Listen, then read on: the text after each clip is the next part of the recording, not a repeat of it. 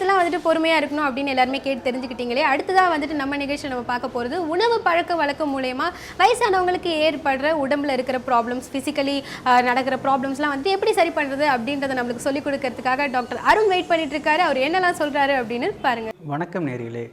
இன்றைக்கி நம்ம வயதானவர்களுக்கு, அதாவது ஜீரியாட்டிக் பீப்புள்னு சொல்லக்கூடிய 60 வயசு மீறினவங்களுக்கு வரக்கூடிய சின்ன சின்ன உடல்நல கோளாறுகளை எப்படி சரி செய்கிறது, இதை எப்படி எதனால் வருது, வராமல் எப்படி தடுக்கிறது அப்படிங்கிறத பற்றி பார்ப்போம்.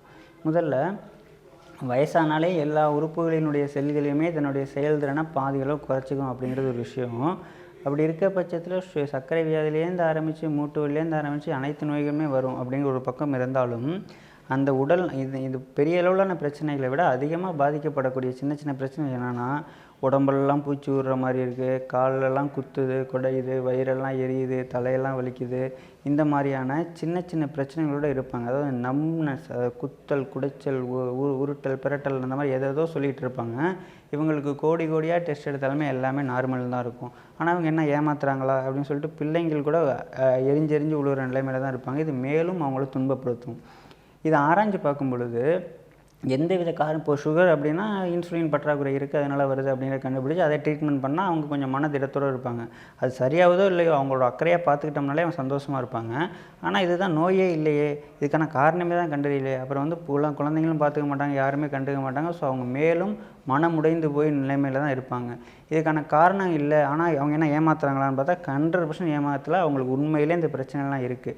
இது எதனால் ஏற்படுது? காரணம் அந்த உறுப்பில் இல்லை. இதுக்கான காரணங்கள் பிரெயினில் சுரக்கக்கூடிய செரட்டோனின், நார்எப்னெஃப்ரின் 2 கெமிக்கலினுடைய அளவு குறையிறதுனால வயதான பிறகு எல்லாருக்குமே எல்லா உறுப்புகளும் பாதிப்பு ஏற்படும். இந்த கெமிக்கல் குறையிறதுனால அவங்களுக்கு நரம்புகளினுடைய கடத்தும் திறன் குறையும். கடத்தும் திறன் நியூரோ டிரான்ஸ்மிட்டர், அதாவது கடத்தும் திறன் குறையிறதுனால நியூரோ டிரான்ஸ்மிட்டர் சொல்கிற அசிட்டைல் கொலைன், இந்த மாதிரி நிறையா விஷயங்கள் இருக்குது. இந்த விஷயங்களில் வந்து ஆல்ட்ரேஷன் ஏற்படும். ஸோ தேவையில்லாமல் ஒரு காற்றை கூட அந்த நரம்புகள் வந்து வலியாவோ சின்ன குத்தலாவோ குடைதலாவோ உணர்ந்துக்கிட்டு நம்மளுக்கு மூளைக்கு சென்சேஷன் எடுத்துகிட்டு போயிட்டே இருக்கும். இதனால் அவங்களுக்கு இந்த பிரச்சனை வந்துக்கிட்டே இருக்கும். இந்த நரம்புகளினுடைய கடத்தல் திறனை மானிட்டர் பண்ணுற அளவுக்கு இப்போ டெக்னாலஜி இல்லை, கண்டுபிடிக்கிற அளவுக்கு எந்த நாடுமே இப்போ முன் வரலை. ஸோ இவங்களை வந்துட்டு ஒரு அரவணைப்பு தான் இவங்களுக்கு மெயின் தீர்வாக இருக்குது. அதாவது இவங்களை ஒரு அக்கறையோட உண்மையிலேயே ஒரு நோய் தான் இருக்குது அப்படிங்கிறத அவங்களே உணர்ந்துட்டாங்க. நம்மளும் உணர்றாப்புல அவங்கள பக்குவப்படுத்திக்கிட்டு கேரிங் கேரிங் கேரிங் கேரிங், அதாவது எவ்வளோக்கு எவ்வளோ அவங்க நம்ம அக்கறையாக பாசத்தோடு பார்த்துக்கிறோமோ அந்த மாதிரி சமயத்தில் அவங்க மூளையில் என்டார்ஃபின் அப்படின்னு சொல்லிட்டு ஒரு உற்சாகத்தை உண்டாக்கக்கூடிய கெமிக்கல் சுரக்கும்.